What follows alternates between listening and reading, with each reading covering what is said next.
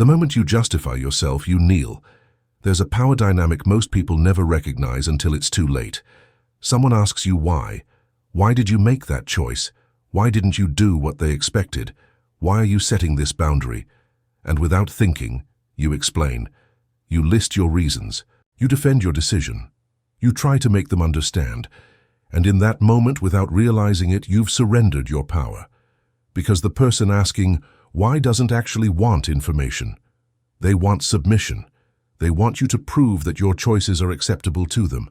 They want you on trial, with them as judge. And every word of explanation is a confession that you believe you owe them that justification. Machiavelli understood this 500 years ago. He observed the courts of Renaissance Italy, where power was maintained not through force alone, but through psychological dominance. The prince who explained himself was weak. The prince who justified his decisions invited challenge. The prince who sought approval lost respect, because explanation implies doubt. Justification implies inferiority. And the moment you adopt the posture of someone who must prove themselves worthy, you've accepted a subordinate position in the relationship. The interrogator becomes the authority, and you become the subject being evaluated. Let's be clear about what's actually happening when someone demands to know why. They're not confused. They're not seeking clarity. They're asserting dominance. They're communicating that your decisions require their approval, that your choices must meet their standards, that you are accountable to them. And if you're not careful, if you're not conscious of the dynamic, you'll accept this frame. You'll provide the explanation they demanded, and, in doing so, you'll confirm their authority over you.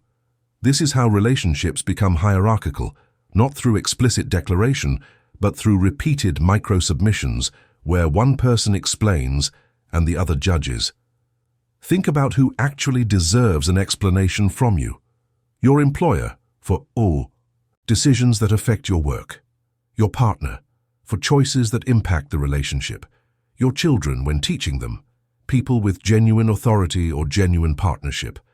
But notice what these relationships have in common. They're reciprocal. Your employer explains company decisions to you. Your partner explains their choices to you.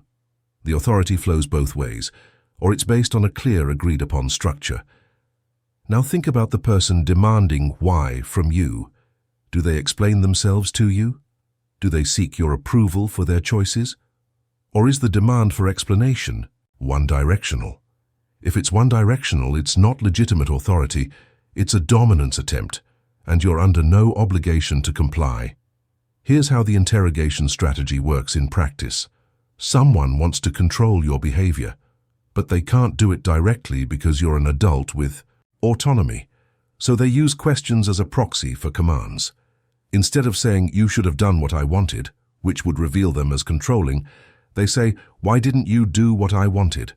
The question format makes it seem reasonable. You're just being asked to explain yourself. But the implication is clear. Your choice was wrong and you need to justify why you made it anyway. If you take the bait, if you provide the explanation, you've accepted the premise that your choice needs justification. And once you're in justification mode, you're in a losing position. Because here's what happens next. You give your reasons, they tear them down. They explain why your reasons aren't good enough, why you should have chosen differently, why you're being unreasonable or selfish or short-sighted, and now you're defending yourself. You're providing more explanation, more justification, more reasons why you're actually not a bad person for making this choice. And with every exchange, you're digging deeper into subordination. You're teaching them that interrogation works, that if they just question you insistently enough, you'll eventually comply or at least exhaust yourself trying to prove you're right. This is not dialogue, this is domination disguised as curiosity. Niccolo Machiavelli wrote that everyone sees what you appear to be, few experience what you really are. The person who constantly explains themselves appears weak, uncertain, subordinate. The person who refuses to explain appears confident, autonomous, powerful. And in human social dynamics, appearance becomes reality. If you consistently adopt the posture of someone who must justify their choices, people will treat you as someone whose choices are subject to their approval. If you consistently refuse to justify yourself, People will treat you as someone with sovereign authority over your own life. The dynamic isn't about what's fair or what's right. It's about what you train people to expect from you. Let's examine the specific scenarios where the why interrogation appears. A friend asks why you can't help them with something. A family member asks why you're making a life choice they disapprove of. A colleague asks why you declined their request. A romantic partner asks why you need space. An acquaintance asks why you're setting a boundary they don't like. Notice the pattern, the why. Question emerges when you've done something that doesn't serve the other person's interests. They're not asking why, because they're confused. They're asking why, because they're challenging your right to prioritize yourself over their preferences. And they're hoping that if they can just get you to explain, they can find a flaw in your reasoning that obligates you to change your decision. The trap is that explanation feels reasonable, it feels mature, it feels like good communication. You've been taught that healthy relationships involve sharing your thought process, being transparent, helping others understand you. And in genuinely reciprocal relationships, this is true. But the interrogation dynamic isn't reciprocal. It's adversarial. The person asking why isn't trying to understand you better. They're trying to find ammunition to change your mind. And every piece of explanation you provide is a potential weakness they can exploit. Your reason isn't good enough. Your priority isn't valid. Your boundary is unreasonable. And suddenly you're not having a conversation. You're on trial.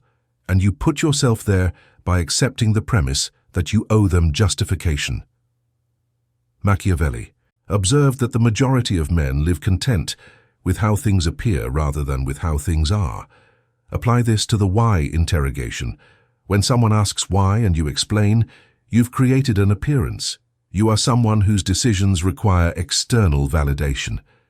When someone asks why and you refuse to explain, you've created a different appearance. You are someone who makes decisions and doesn't require permission.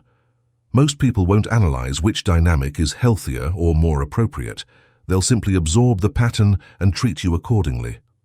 Explainers get interrogated repeatedly. Non-explainers get respected, or at minimum left alone. Here's the dark method Machiavelli would recognize immediately. The one response that ends the interrogation and raises your status. When someone asks why, you don't explain. You acknowledge. I've made my decision. This is what works for me. I'm not available for that. No reasons, no justifications, no defense. Just a calm, final statement of reality. And then silence. Because the silence is where the power solidifies. They'll push back. They'll ask again. They'll express confusion or offense, and you repeat the acknowledgement. Or you say nothing at all. You do not elaborate, you do not defend. You do not seek their understanding or approval. You simply hold your position. Watch what happens. The interrogator will escalate. They'll get frustrated. They'll accuse you of being unreasonable, of not communicating, of being difficult. This is proof the method is working, because their frustration reveals what was always true. They weren't asking why to understand you.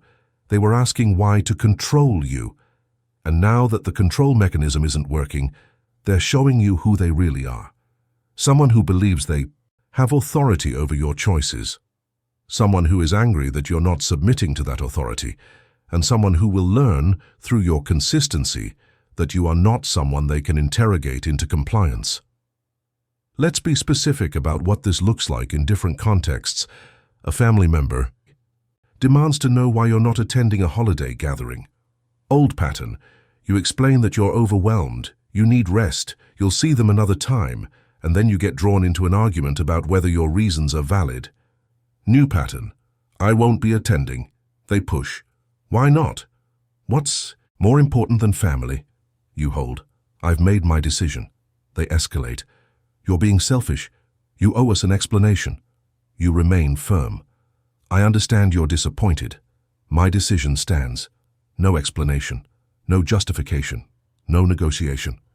A colleague asks why you won't take on an extra project. Old pattern. You explain your current workload, your other commitments, your bandwidth, and they explain why their project should take priority, and you end up either taking it on or feeling guilty for refusing. New pattern. I'm not available for that project, they push. Why not? This is important, you hold. I have other priorities. They escalate. Can you at least explain what's more important than this? You remain firm. I've assessed my capacity and I'm declining. Let me know if you need help finding someone else. No detailed breakdown of your time. No defense of your priorities. No opening for them to re-rank your commitments. A romantic partner asks why you need space. Old pattern. You explain that you're feeling overwhelmed, you need time to think. You're not upset with them specifically, and they pick apart each reason trying to solve the problem, so you don't need space anymore. New pattern. I need some space for a few days. They push. Why? What did I do? You hold. This isn't about something you did. I need this for myself. They escalate. That doesn't make sense. If you can't explain it, it must be about me. You remain firm. I understand your stand. Feeling uncertain. I need this space and I'll reach out when I'm ready. No detailed emotional breakdown, no reassurance that provides an opening to negotiate the boundary away. Notice the pattern. The refusal to explain doesn't mean you're being cold or withholding. It means you're refusing to enter. A dynamic where your choices are subject to someone else's approval. You're maintaining the boundary that adults make decisions about their own lives, and those decisions don't require external validation. The people who respect you will accept this. They might be disappointed, they might wish you'd chosen differently. But they'll respect your autonomy. The people who don't respect you will rage against it. They'll call you unreasonable, uncommunicative, selfish, difficult, and that reaction is information. It tells you they never saw you as an equal. They saw you as someone they could control, and your refusal to explain has disrupted that control. Machiavelli wrote that a prince ought to have no other aim or thought than war and its rules and discipline. Applied to interpersonal dynamics, this means be prepared for conflict when you refuse to subordinate yourself. The interrogator will not go quietly. They will push back harder. They will recruit others to their cause. They will frame you as the problem, and you must be willing to accept that conflict rather than surrender your autonomy to avoid it. Because the alternative is a life spent in perpetual explanation, perpetually justifying your existence to people who believe they own your choices. That's not peace, that's subjugation.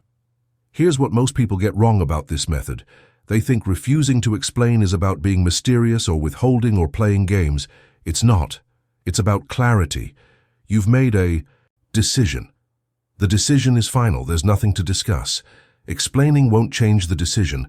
It will only create the illusion that the decision is negotiable. And you're being more honest, not less, by refusing to pretend that their interrogation will lead to a different outcome. You've decided. They need to accept it or not. But you're not performing justification theater to make them feel like they had input on a decision that's not theirs to make. The status elevation happens automatically when you stop explaining. Think about people you perceive as high status. Confident leaders, successful entrepreneurs, people who seem to have their lives together. Do they constantly explain their choices to others? Do they seek approval before acting? Do they justify their decisions to people who have no legitimate authority over them? No, they make decisions and move forward. And people treat them with deference because of it, not because they're better humans, but because they've established through consistent behavior that they are the authority over their own life. You can establish the same thing, starting with the next person who asks you why. Let's address the objection that this method will damage relationships. Won't people feel shut out if you don't explain yourself? Won't they think you don't trust them or value their input? Here's the reality. Healthy relationships aren't damaged by appropriate boundaries. They're strengthened by them. When you stop over-explaining, you're not shutting people out. You're training them to respect your autonomy. And the relationships that survive this training are the ones worth having. The relationships that don't survive it were never healthy in the first place. They were predicated on your willingness to subordinate yourself. And losing them isn't loss, it's liberation. Furthermore, there's a difference between sharing your thought process with someone who genuinely cares and justifying yourself to someone who's interrogating you. With people you trust, people who respect you, you might choose to explain. not because you owe them an explanation, but because you want to share your thinking. The key word is choose. You're offering information freely, from a position of equality. You're not performing under interrogation, and if they disagree with your choice, they accept that it's your choice to make. That's the difference. Interrogators demand explanation as a precursor to changing your mind. Respectful people receive explanation as insight into how you think, without expectation that it will change your decision. Machiavelli understood that fear preserves you by a dread of punishment, which never fails. Applied to the why interrogation, the consequence for demanding unjustified explanation should be consistent refusal and potential relationship downgrade. People need to learn that interrogating you is unproductive and potentially costly to their access to you. Not because you're punishing them, but because you're enforcing a boundary that adults don't interrogate other adults about choices that don't affect them. The person who learns this might be disappointed, but they'll respect the boundary. The person who doesn't learn this will escalate, and you'll know to reduce their influence in your life. Here's the tactical sequence for implementing this method. First, recognize the interrogation. Someone asks why in a way that implies your choice requires their approval. Second, refuse the frame. Don't explain. State your decision as fact. Third, expect pushback. They'll ask again, express confusion, accuse you of being difficult. Fourth, hold the line, repeat your statement or remain silent. Fifth, accept the consequences.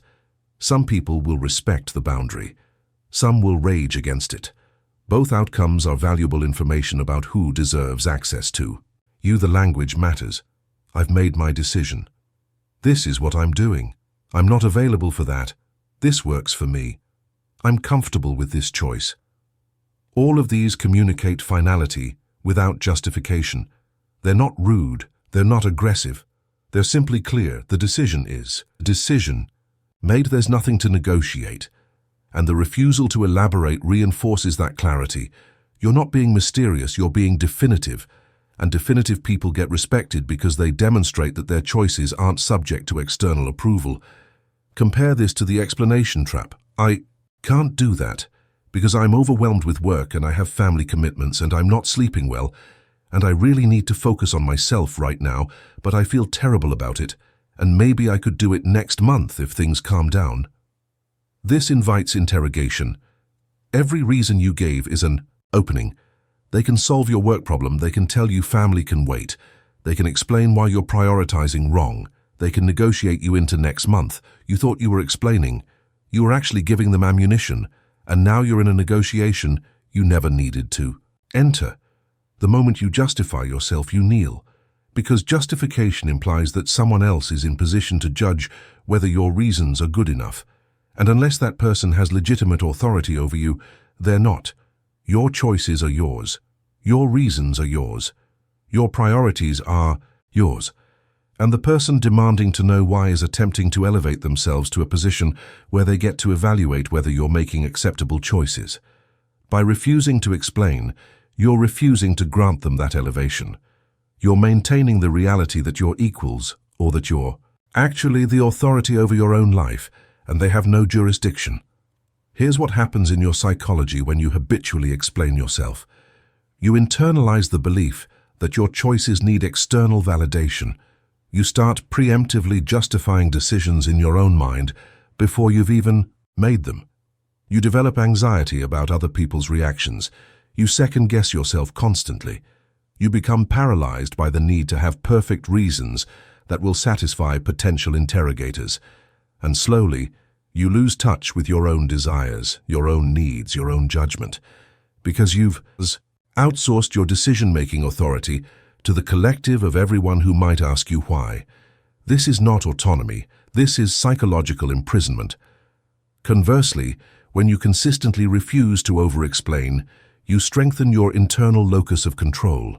You practice trusting your own judgment. You develop confidence in your ability to make decisions without consensus. You learn to tolerate other people's disappointment without collapsing. You build resilience against manipulation. And you attract relationships where respect flows naturally because you've demonstrated that you respect yourself enough to maintain boundaries. This isn't arrogance, this is self-possession. And self-possessed people live fundamentally different lives than people who are constantly seeking permission. There's also a practical efficiency argument here. Every minute you spend explaining yourself to someone who's going to argue with your explanation anyway is a minute wasted. You're not going to convince them. They're not actually open to being convinced. They've already decided your choice is wrong, and they're using the why question to pressure you into changing it. So the conversation is pointless from the start. The kind thing to do for both of you is to end it immediately. I've made my decision, saves everyone time. They can move on to finding another solution. You can move on with your day. The only person who benefits from the prolonged explanation-interrogation cycle is the person who enjoys controlling you, and you don't owe them that entertainment. Machiavelli also understood the principle of strategic ambiguity. Sometimes, not explaining yourself isn't just about refusing interrogation. It's about maintaining strategic advantage. When you explain every decision, you give people a roadmap to predict your future behavior. They learn your values, your priorities, your decision-making process. And that information can be used against you. The person who keeps their reasoning private retains the element of surprise. They can adapt without having to justify why they're changing course. They can make moves that seem inconsistent to outsiders, but make perfect sense given information only they have. This isn't dishonesty. This is understanding that you're not obligated to give everyone access to your strategic thinking. Consider the difference in how people treat those who explain versus those who don't. When you explain, people feel entitled to weigh in. They give you advice you didn't ask for. They tell you what they would do differently. They express concern about your choices. They position themselves as stakeholders in your life decisions. When you don't explain, people might be curious, but they understand intuitively that it's not their business.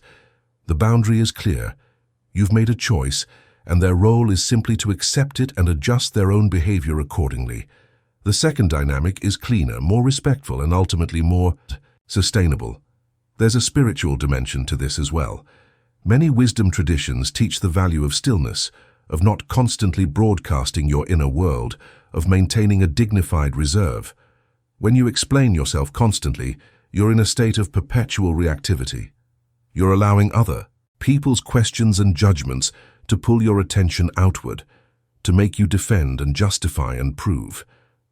When you practice non-explanation, you're cultivating centeredness. You're staying grounded in your own knowing. You're refusing to be pulled into other people's agendas. This creates a kind of power that's not aggressive, but is absolutely unshakable. The power of someone who knows who they are and doesn't need you to agree. The practice also teaches you to distinguish between people who deserve access to your inner world and people who don't. When you explain yourself to everyone, you're treating all relationships as equally intimate. You're giving the same level of transparency to casual acquaintances, manipulative family members, and trusted friends. This is a category error. Different relationships warrant different levels of disclosure. Your closest people, the ones who've earned trust through reciprocity and respect, might get full explanations because you want to share your thinking with them. Everyone else gets the boundary. And learning to make that distinction is a crucial life skill that protects your energy and your sanity. Machiavelli's final wisdom on this, is better to be feared than loved if you cannot be both. In the context of interrogation, it is better to be respected for your boundaries than liked for your compliance.